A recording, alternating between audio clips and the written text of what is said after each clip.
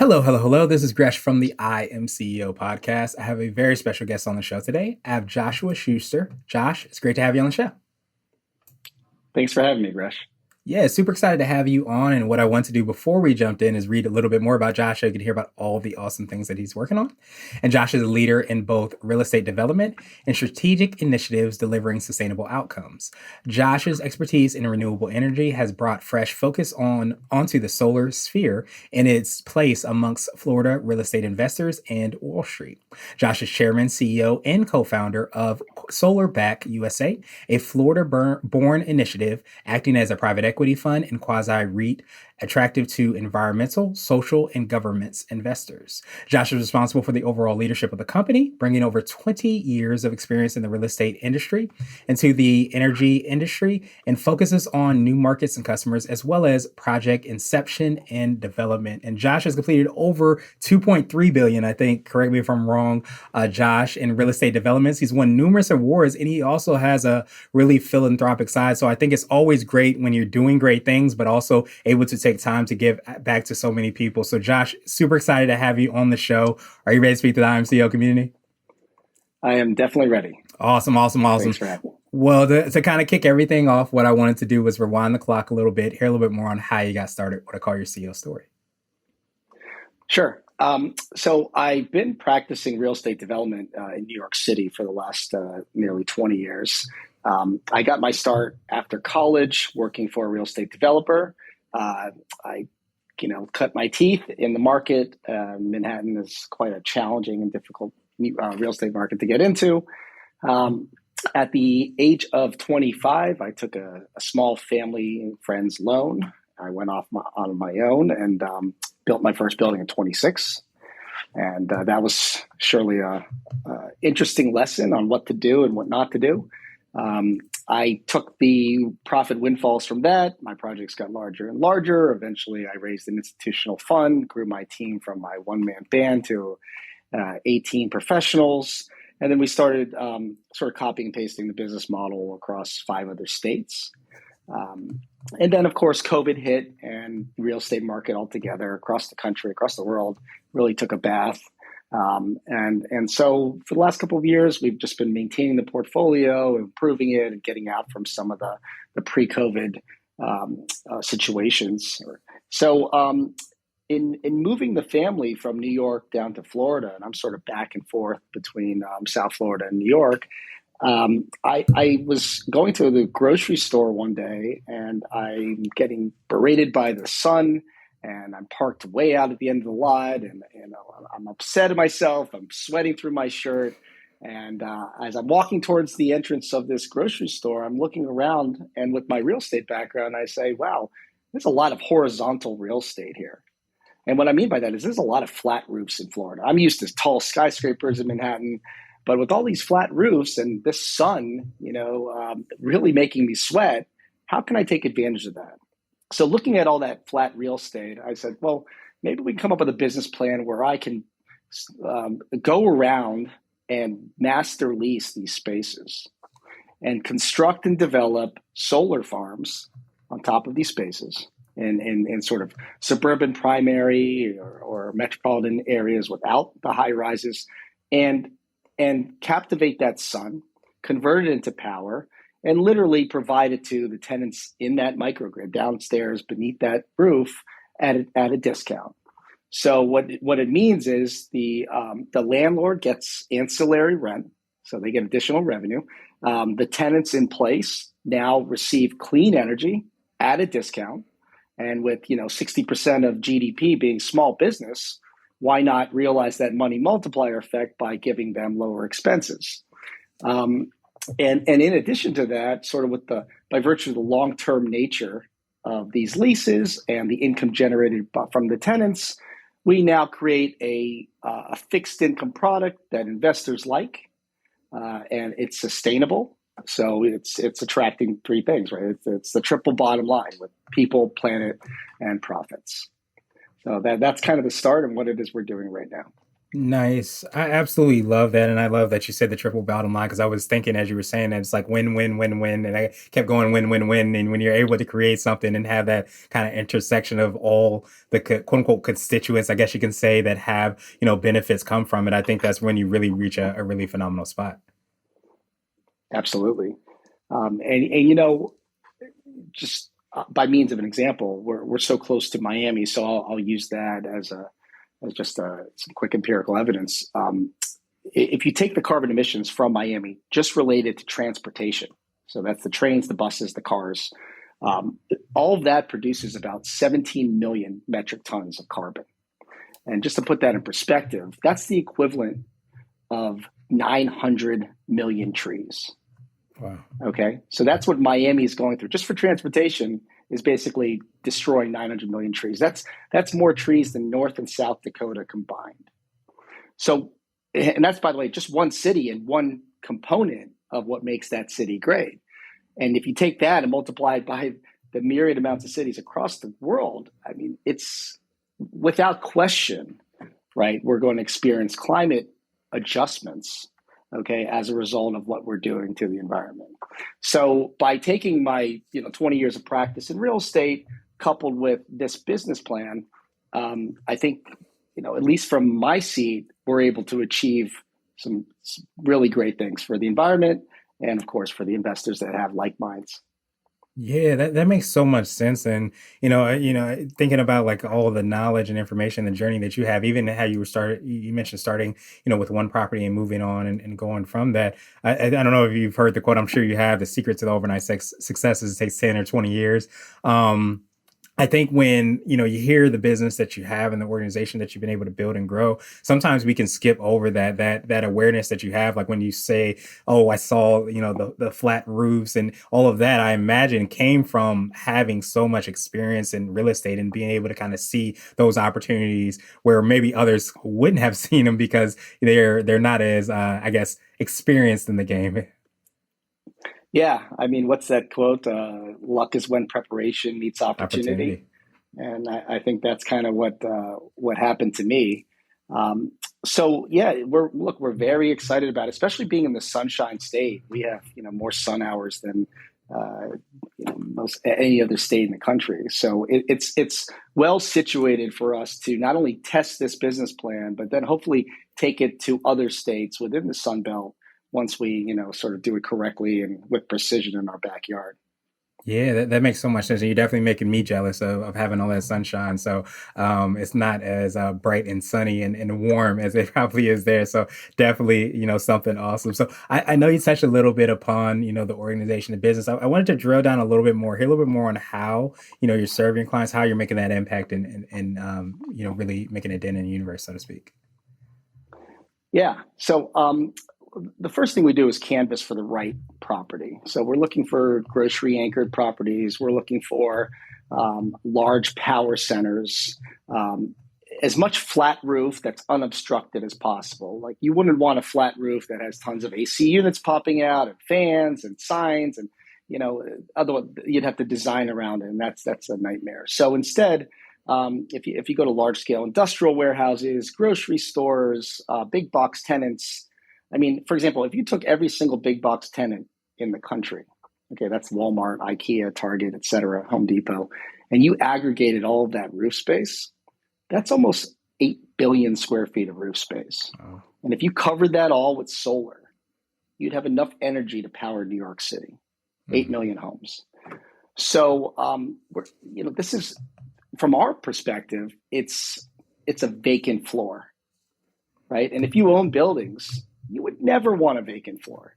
You would do anything in your power to lease up that space. So we're just going to landlords as we canvas and say, hey, we'll rent your roof. Do you want to know what it's worth? You're not making any money on it now. So what we do is, it's found money, and so they're generally excited about that. And then the second component is having a conversation with the tenants and explaining to them, hey, you could buy the dirty energy, or you can get ahead of the crowd and buy the clean energy because the current administration wants a clean energy grid by 2030. Okay, we want a carbon neutral country, as lofty as that sounds, by 2050. So, having those kinds of lofty goals, and a lot of the fines associated with that's the only way to implement change, right? And a lot of the naysayers like, oh, you can't institute something that's so egregious. Well, that's not true, right? Because with capitalism, people are just going to naturally want to take the shortcuts. With this, uh, with the new rules in place, I think people are now more focused and inclined, not only in self interest, but because it feels like the right thing to do. So that's been our canvassing approach, and sort of raising the awareness coupled with showing the facts. With every single building we scrutinize, we look at the roof. How much exposure does it have to the sun, and how much energy can we produce? Yeah, that makes so much sense. I love that idea, or the perspective of the vacant floor. And I think that when you have those ambitious, those lofty goals, as you said, I think a lot of times, and I'm sure you probably feel the same way, you have to think more, I don't know, creatively or with a lot more innovation to be able to solve those problems because it does take not doing the same thing in the same way to be able to achieve those goals. So I feel like by you being able to kind of see that and you and your team and be able to put that opportunity in place and be able to create a better situation for people, that just speaks to, I think, what is the essence of entrepreneurship. Absolutely, absolutely. And sometimes I explain this to some folks and investors, and they're like, "Well, that's a great idea, but why isn't everyone else doing it?" And sometimes it's that in your face idea that people don't see, right? Like you think about Uber and you're like, Mhm. well, why didn't we have an app for the longest time with the touch of a button there'd be a car waiting outside? Like, at least living in Manhattan, how many times have I stood out on the street getting rained on or snowed on waiting for a yellow cab? That just doesn't happen anymore. So the same is true for what I see here in South Florida.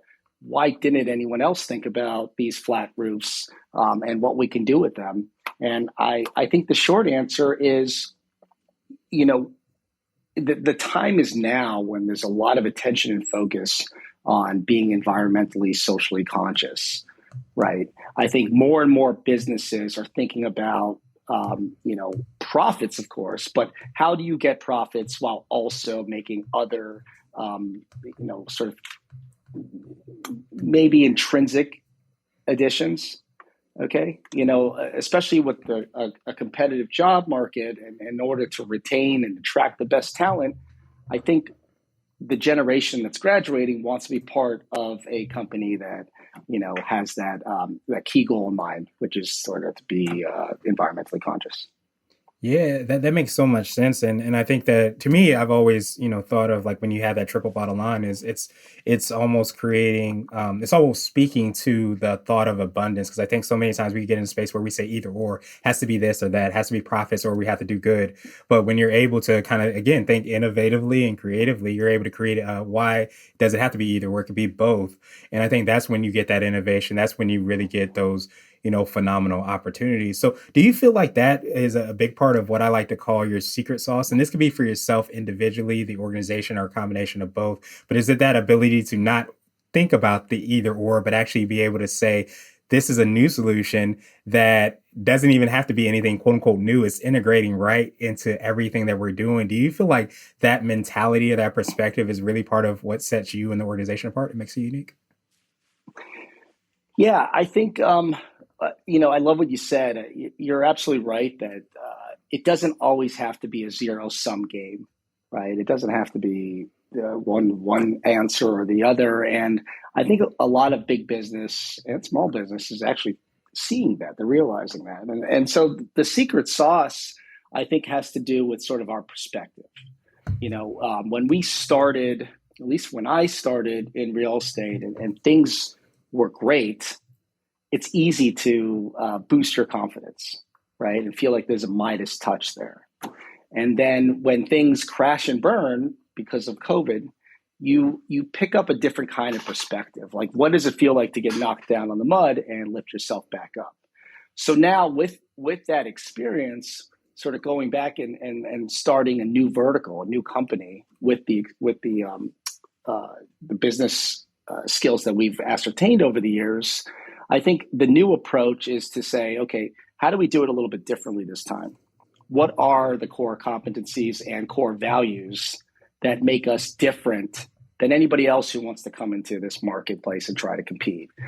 And I think the short answer is, as a CEO and entrepreneur, my hand is constantly pulled in different directions by the world saying, this is important, this is important, this is important, take a look at this. And it's about yanking that hand back and like putting it on your chest and saying, no, actually, this is important, and what we want to place first in our corporate and moral values is sort of what's going to lead this company. And so, behind my desk here, I keep a little picture that my son drew, and it literally says, he has a dream to make the earth a clean place first. That's what it says in like a 7-year-old chicken scratch. But they're instituting that now in the eyes of young children at school. That look, let's take care of our environment. I don't know if you remember, Gresh, when I was a kid, we just started to see the no loitering signs. But back in the day, you done your garbage, it went out the window on the road. There's garbage everywhere. You don't see much of that anymore. The people are showing, and slowly but showing, greater respect for the world around us. Yeah, I think that awareness and that consciousness is so huge, which is why I think, again, like one of those, wins, that I was thinking of when we were talking about it, just sometimes the awareness around people not realizing what they're doing with the energy. And I think that, you're always talking about the things that we do. And it's, of course, important to know our quote unquote products and services. But I think when we really get down to the why of why we do the things that we do, that's when you really start to figure out like what sets these organizations apart, becomes part of their secret sauce. So I love, seeing that chicken scratch is actually better than mine. So he's doing really well with his writing. So if only could be so good, but I absolutely love at that young age, he's able to kind of have that understanding. And I think that those are that same spirit that we had when we were younger as well, too, that sometimes we can lose sight of because so many people are pulling us in a direction, telling us we need to do X, Y, and Z or an A, B, and C. That's right. Awesome, Yeah, that's right. awesome. Well, I wanted to switch gears a little bit, and I wanted to ask you for what I call a CEO hack. So this could be like an app, a book, or a habit that you have, but what's something that makes you more effective and efficient? Ooh, uh, I like to take a pause and meditate. And meditation doesn't necessarily mean I'm going to ohm to myself for a couple of minutes. For me, meditation is I don't have to have knee-jerk reactions to everything anymore. Well, when I was young, as I said, built my first building at 26. When I was, you know, too impulsive. When you're that impulsive, you make a lot of decisions based on emotion, which can be a good thing, right? As long as you kind of pause and think about that. I'm not sure. I'll tell you the story. Like, there's been some research done on Abraham Lincoln's letters, and during the war, he used to write a bunch of letters, scathing letters, firing this general, hiring that general, changing his whole army strategy. He would write them and close them, and he'd set it down on the side of his desk. And he would wait to see whether or not he actually wanted to put those letters in the mail. Okay. So when they later aggregated those letters and opened them up and read them, and had he gone through with some of those decisions, we would have lost the war. That's how remarkable that's just a lesson in itself to say, like, take a deep breath, pause, right? Think through the decision you're about to make, because the outcome can be drastically different just on one small mistake, because the time to sort of cogitate on it just wasn't invested. Yeah, that makes so much sense. And as we were talking about the why, like knowing the why, a lot of times that's built in, the emotions, the things that, light you up and those things. But, I really thinking the word I was thinking of is control, kind of that controlled emotion, or maybe harness Control. kind of emotion might be better.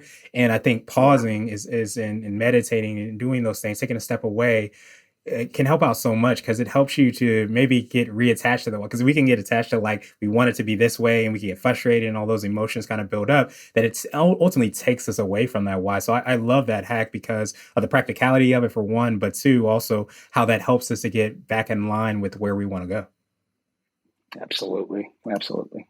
Awesome, awesome, Yeah. awesome. So, what would you consider to be what I like to call a CEO nugget? This is a little bit more word of wisdom or piece of advice. I like to say it might be advice you would give to somebody that might be starting a business, or if you were to hop into a time machine, you might tell your younger business self this. Yeah, great question. I would say that in with experience, I mean, you can make fortunes, you can lose fortunes. Uh, Sometimes you can lose reputation and regain it. But the one thing you cannot lose is confidence. And so I would instill and say that, as long as you're confident in yourself, your business plan, your dreams, no one else can really take that away from you. And it's just having confidence in yourself and the idea. I think that's what differentiates sort of the dreamers from the actors, and implementing the dream into reality.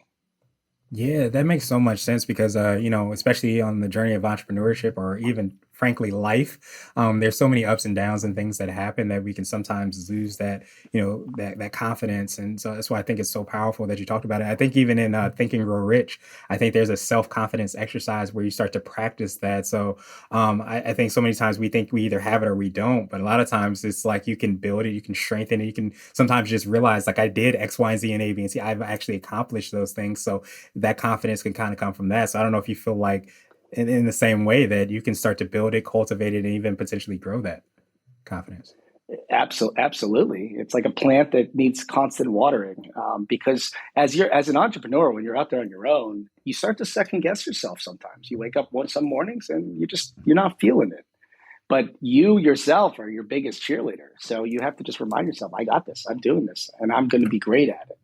And it's, look, sometimes I speak a lot of in analogies, but like a crab has to lose its shell 20 to 30 times during its life, right? It has to give up that protection, that bravado, right? And so like sometimes you, you need to shed who you were to live how you are, right?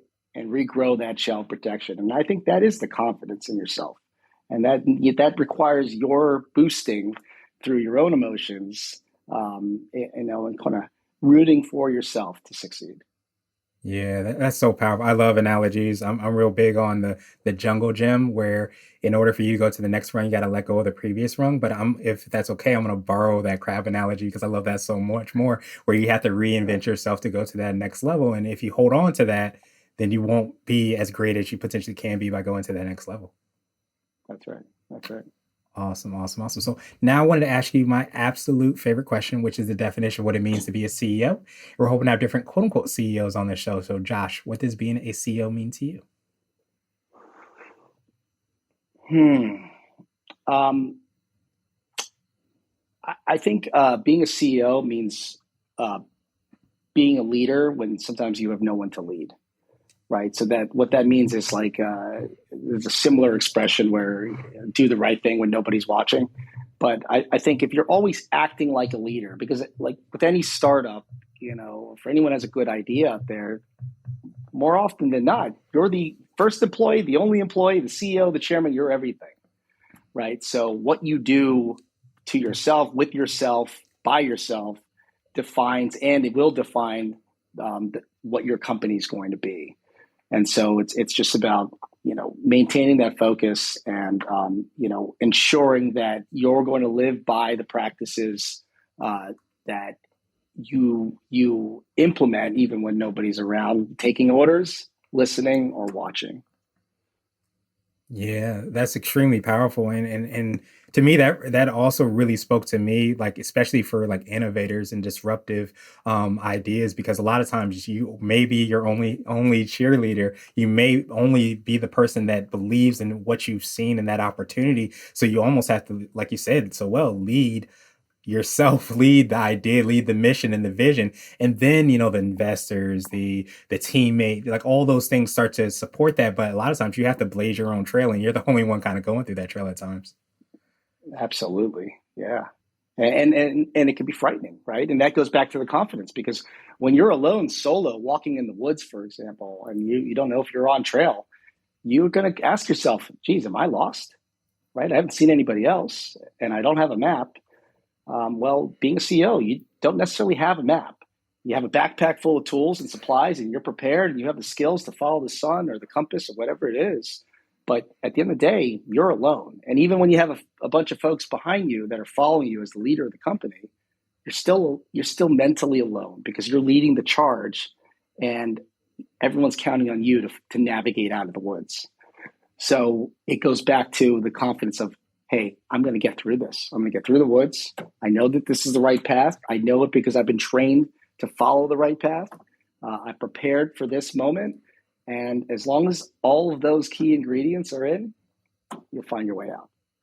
Yeah, absolutely. You have to make sure that, you have that confidence to be able to kind of charge ahead and blaze that trail. So, Josh, truly appreciate that definition. And of course, I appreciate your time even more. So, what I want to do now is pass you the mic, so to speak, just to see if there's anything additional that you can let our readers and listeners know. And of course, how best people can get a hold of you, find about all the awesome things you and your team are working on.